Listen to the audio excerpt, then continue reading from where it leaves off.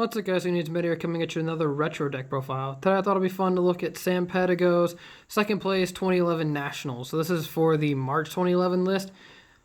This version of plants definitely isn't as popular as what we would get with Billy's plants in September, but I thought it'd be kind of fun to look at an alternative version of that deck. Plus 6 Samurai were in this format, and that deck's really fun. So we'll get right into the list here.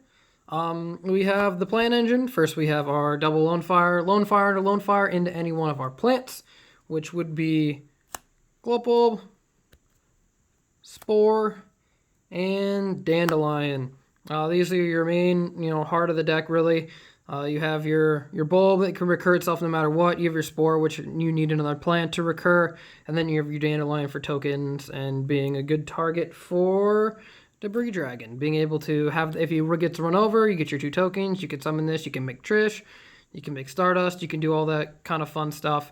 You don't even need tokens in there, and you can get this for Black Rose. And then you get your tokens back after you nuke the board, so you're safe. And that's kind of a little fun little interaction, being with optional and mandatory effects. 3 Reborn Tengu. This was one of the newer cards that had come out recently in Extreme Victory. I prefer to play Orlando format without Tengu and without Librarian, but I kind of wanted to show what plants looked like at their absolute max power, like when they were just like the best deck. And this is definitely one of the key contributions to that, being the 3 Tengu. I definitely think the format is more fun without it, but that's kind of semantics. We have 1 Ryko. This is a Debris Dragon target to make Iron Chain, and then we could kind of get ourselves out of it. This is a great way to weasel our way out of oppression and things of that nature. 1 Caius. You can play 2 later on. 2 would become kind of the standard in September, but I really like the one of Caius here. We have a lot of ways to get Caius out and make Caius safe, and it's a good normal summon, again, that doesn't rely on special summoning. 1 Zephyros. This is really cool because we play some cool cards that we can bounce to our hand to make this work. We can pitch it off 1 for 1, or if we've made Brio, we need to pitch this. So there are a lot of good ways to get this card in our graveyard. This is actually pretty interesting. We have 1 Tour Guide and 1 Sangan. There are absolutely no exceeds. They're not out. Tour Guide's not good. If you do go to the Yu-Gi-Oh card, Yu-Gi-Oh-card.com, press copy for Extreme Victory, they tell you to buy tour guides because of a new mechanic that's coming out. So I thought that was kind of hilarious that they hinted at the fact that tour guide was going to be an expensive card based on what was coming out later on. And they were right. This card was like $120. But this is basically just to get Sangan, which searches so much of the deck, and it's just another way to get Sangan out of the deck to go search. And then the last few monsters, we have 1 of Gorz, which actually is a little bit harder because of all the continuous traps. So it's actually pretty difficult to summon because we have a lot of things that just stick on the board.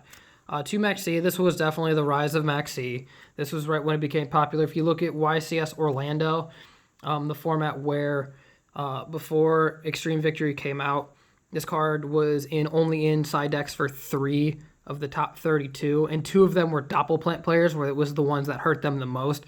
So 2 out of the 3 players were the ones playing the card that hurt their deck. So that's why I kind of like that format as well. This card isn't as prevalent. And then the last monster is the one of Effect Veiler. It's an extra target off of our 1 for 1, so that we don't have just 2 targets. We don't have any non-tuner targets though, so that's kind of a bummer if we needed non-tuner targets. For spells, the aforementioned 1 for 1, get Bulb, get Spore.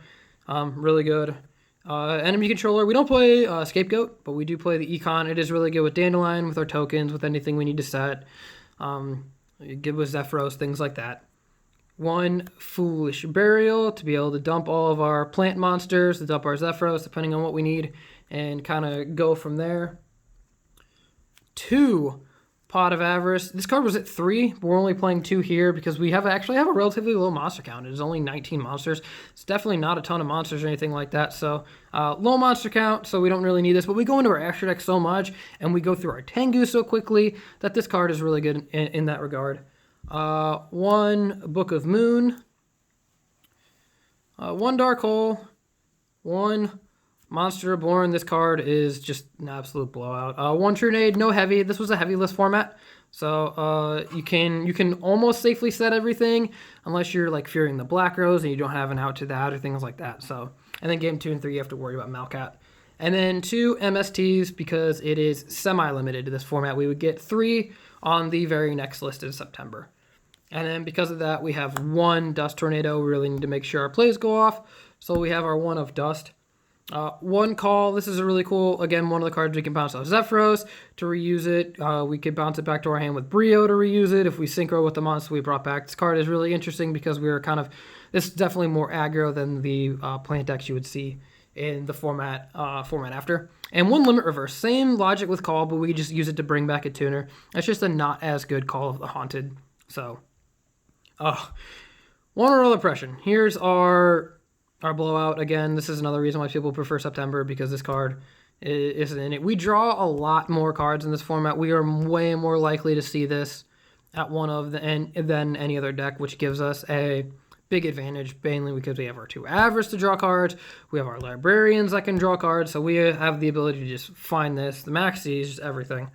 For summon stuff, we have 1 Bottomless, really good against Librarian. Not so great against Trish, but it's a good way to get Trish off the board if it's your only card, so it's something chainable. TT, again, chainable to that summon, and a good way to clear boards. Really good comeback card. Mirror Force, a good blowout. And then the Solemn Brigade. We have 1 Solemn Judgment to negate pretty much anything we want and make sure we could do whatever we want. And then 2 Solemn Warnings to stop our opponent from Synchro summoning. I really like the Bottomless in this deck as a 1 of, because we can Bottomless our opponent's Synchro monsters, and if we have a Librarian, we still get that draw, whereas opposed to Warning, we wouldn't be able to get that free draw and then remove it. So that's another reason we like the Bottomless as well. On to the extra deck. We have double Formula. Again, this is kind of effect like this mirror match in general is a lot less. I don't want to say less skill than 2011, but there is like backups for everything. Like you're allowed multiple copies of cards like this, to where if you used your formula too early in 2011, you were just going to have a really bad time. Where here, or in September 2011, you had to have a bad time, but here you just have another one that you can make. 1 Armory Arm for 4s, and then the same philosophy goes for our 2 Librarians. The fact that we have an extra copy.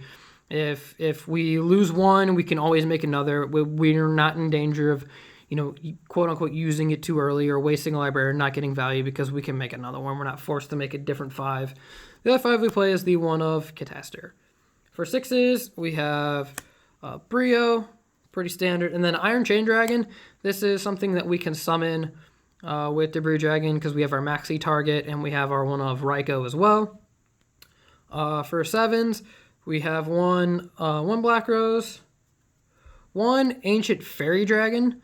This card is awesome, that being 3,000, and if we're not using our battle phase, we can drop an extra monster from our hand. And then the 1 Arcanite Magician. That's it for 7s. For 8s, we have the 1 of Stardust and 1 of Scrap Dragon. Make sure we can summon these because of our Debris Dragon, so they have to be dragons. Again, same logic with Trish. This is the best 9. This card is insane. You could play more than 1, but this list opted to go with Shooting Star Dragon as opposed to going with Trish. If a second Trish, if you can Shooting Star and have Oppression up, you just have so much advantage, and it's just almost a free win at that point. And then on to the side deck. For hand traps, this is for the mirror, we have the 2 Deity Crow. This card is amazing against the mirror and against any deck that necessarily needs cards in its graveyard. Really good at stopping Avarice, again with the 3 ofs. For going second, we have the 2 Cyber Dragons. This card is really good at eating our 2 Thunder Kings. Thunder King really stuns our opponent, so we can Cyber Dragon their Thunder King, and we can eat it up and stuff like that. That's kind of important. Searching wasn't too relevant. Gadgets were a pretty good deck during this format, not necessarily so much after Tengu, but Tengu Gadget was a deck, so that is something to think about. But this card is just really good at stunning, searching. 2 Breakers, just additional back removal. This card, again, really good against Oppression. For the Samurai matchup, we have 2 Kinetic Soldiers. You can set this card against Xian, things like that, and just let them run into it and just be, have a big ass and they can't do anything about it. We don't actually side any spell cards at all. We do side 5 traps. So we have 1 Trap Dust Shoot. Just an insanely good card. Just no room for it in the main. For the opposing Maxx's, we have 2 Debunk. His card is really good against hand traps and things like that. And then because we are in a heavy stormless format, we have 2 Malcats. People really don't see this coming game 2 and 3. And the fact that you could just, blow them out with this card is insane. So this card is really good against anything that sets a ton of stun. It's even not terrible in the mirror because, like I said, we play like 10 traps, so we are setting quite a bit, and we play Book of Moon and MSTs and things like that. So we're setting cards. Let me know what you guys think of the deck. There will be some duels in the description. Be sure to like and subscribe for more retro format content. And thanks for watching, guys.